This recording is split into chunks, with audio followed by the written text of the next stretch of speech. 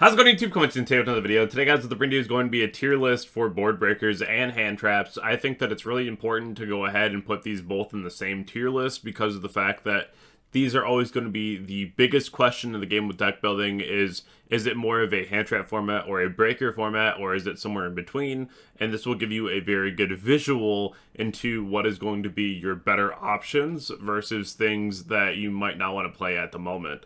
And I'll be talking about more so reasons why some of these cards are played right now, because they do have some really important use case. I'll start off with one here, just with Pankratops alone. I think that it's mandatory if you're playing a deck that loses to DieFi. Otherwise, it's just tier 1 right now. It's a 3 of in most sideboards. If you look on GGYGO Pro Deck at most of the topping lists right now, this is very common.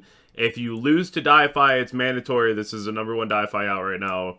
But I think that it's a very good tier 1 sideboard option at the moment for a 3 of. Definitely subscribe to the channel if you haven't already so we can hit our goal at 30,000. Check out all my sponsors in the description. And let's hop into this tier list. So there's going to be a few things that I kind of speed through here and other ones that I'll go into more detail on just because there's a lot to go through today. But the first two I feel like are pretty obvious for the most part. So I do have Imperium at tier 1 and then Ash and mandatory. Imperium is definitely something that is very strong right now alongside things like Valor. These are heavily played right now. They're both very strong, but not mandatory. You can play them and they do go very well into the format, but things like Ash, you need to be able to stop the Charmies, right? And surprisingly enough, the 2 Charmies are mandatory for sure, but like could see play. Meowth doesn't really see play at all anymore. It's a very niche scenario card. When it's good, it's very good, but right now it's like very not fantastic. So it's not really something that I would really advise to play.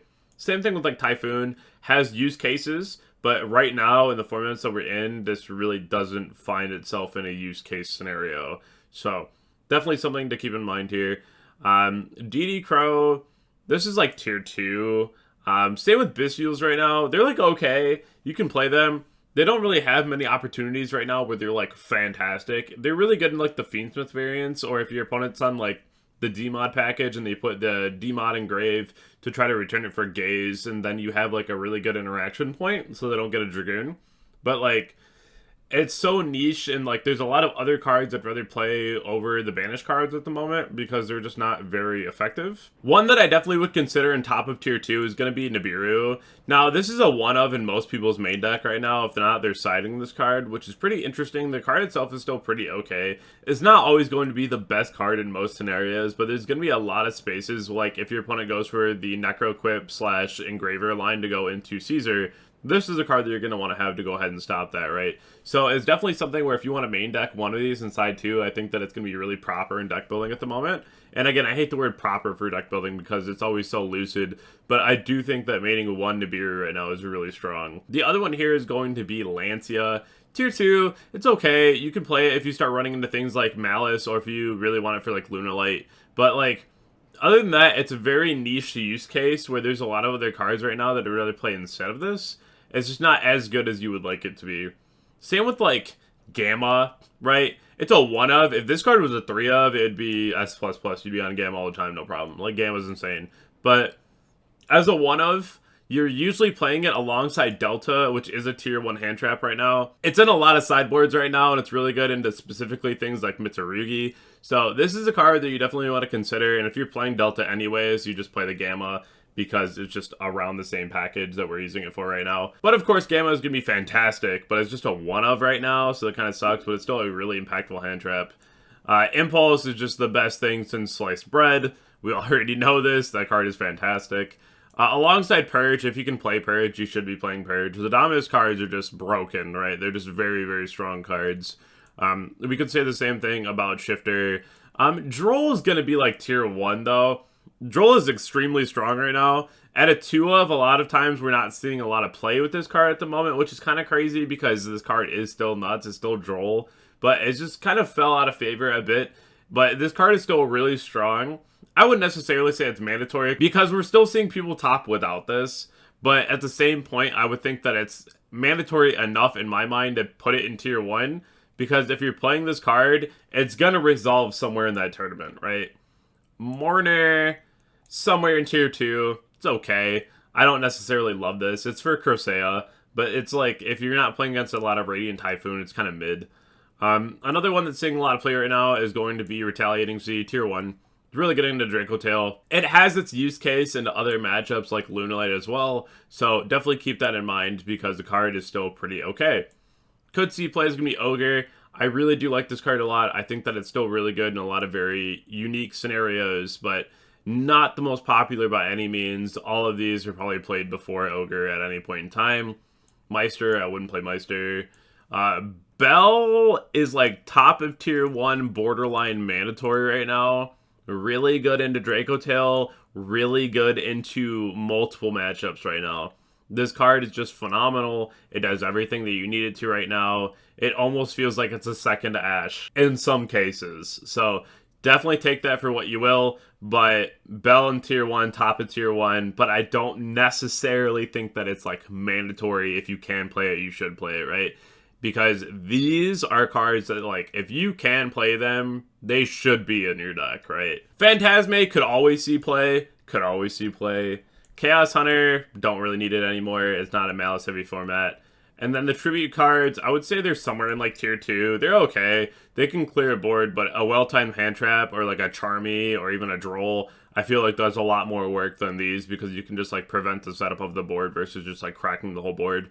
Plus, the Tribute cards are very niche in which case that you can actually use them.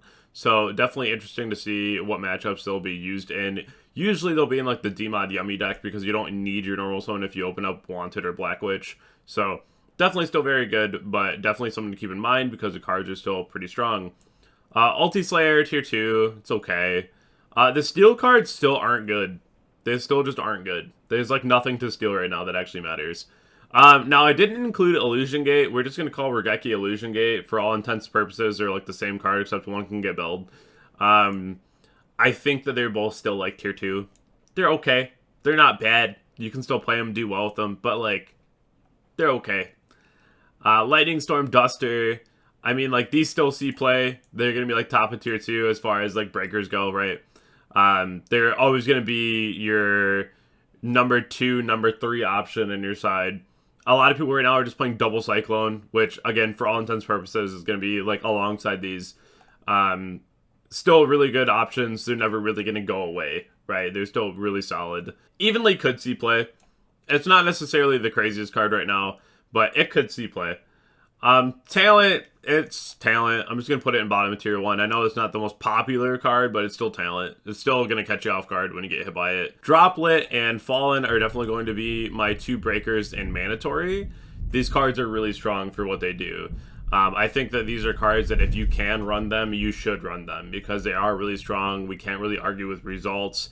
They've been putting up very consistent results, and they're very strong.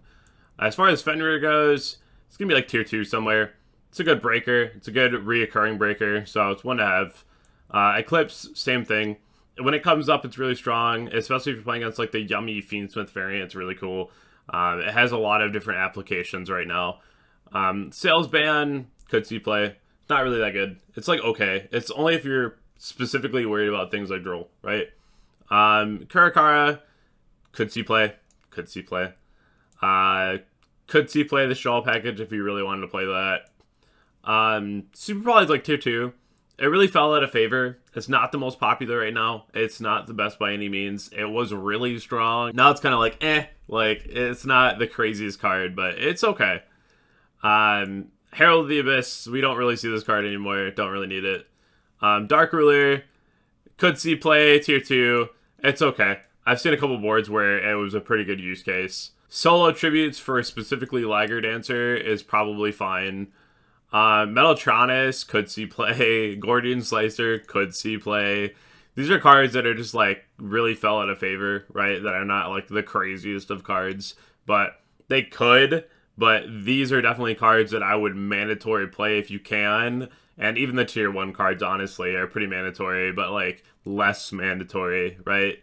But this is where I feel a lot of things are at right now. So make your own determinations with your side on how you want to go about it, or even your main deck, Handtrap, or a board breaker lineup. Definitely go ahead and let me know what you think about this down below in the comment section. I'll catch you on the next one. Thank you.